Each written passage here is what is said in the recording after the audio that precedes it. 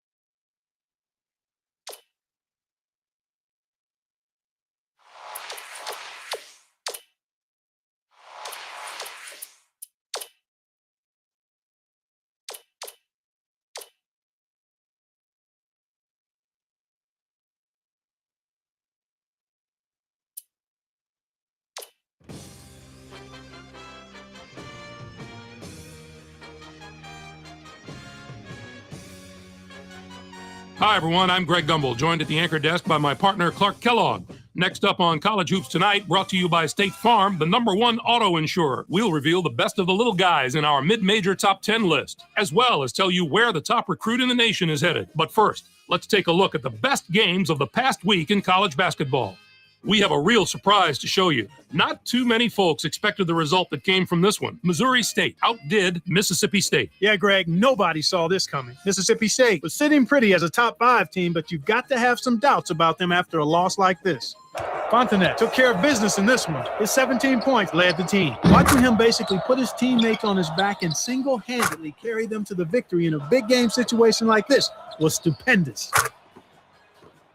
And two teams, each enjoying a spot in the top 25, got together. Boston College outdid Florida. The score might not have been close, but I don't think that's an indicator of how similar these teams are talent-wise. It was just a matter of one side having an off night at the worst possible time. Boston College did a tremendous job in the rebounding department. It was truly a dominant performance on the glass. They showed great hustle and determination every time a shot went up on either end. That's always an area that can really be an indicator of a team's performance, and the rebounding numbers told the tale in this one. Now let's unveil our list of the top 10 mid-major teams in college hoops. These teams could probably hold their own in any of the power conferences if they had the chance. I just love talking about the non-power conference teams. This is the kind of stuff that gets me fired up for March. A couple of these teams have the potential to be very dangerous in the tournament. No one more so than the team at the top of the list. Fairfield is setting themselves apart from the other mid-majors in more ways than one. But what really impresses me is their imposing strength of schedule. They've adopted the anyone, anywhere scheduling philosophy, and it's transformed them into a very dangerous opponent. There's news off the court as well as on at this time of the year, as the top high school players in the country are signing their letters of intent. The signing of one player made an especially big splash. The Michigan State Spartans are already celebrating, and all this is for a player that is yet to set foot on the university's grounds. Everson made up his mind after months of having coaches beating down his door, and everyone involved in that program is whistling on their way to work today. They should be ecstatic. He's going to be an impact player at the collegiate level. We're talking about the top-rated high school player in the country. You don't earn that label unless you're an absolute can't-miss prospect.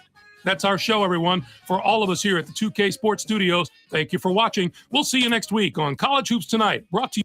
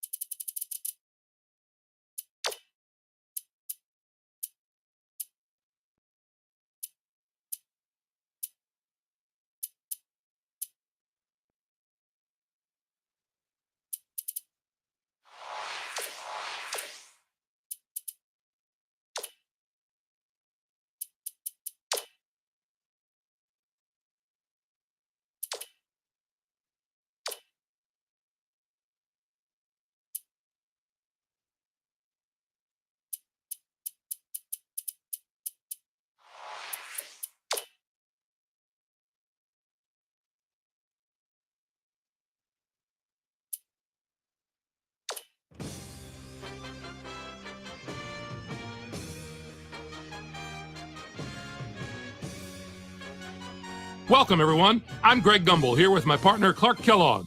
Just ahead on College Hoops Tonight, brought to you by State Farm, the #1 auto insurer. We'll unveil the newest NCAA Top 25 poll, as well as tell you who was the best player in the nation over the past 7 days. But first, let's take a look at the best games of the past week in college basketball.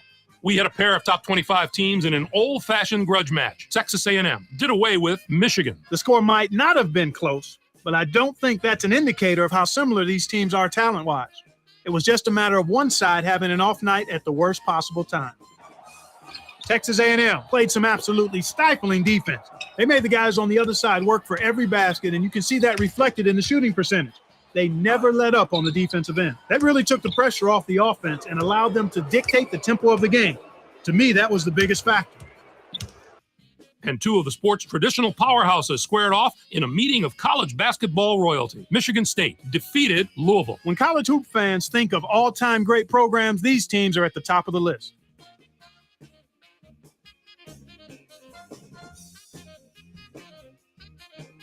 Brown was the hero of this one with a terrific performance. His 18 points led all scorers. Watching him basically put his teammates on his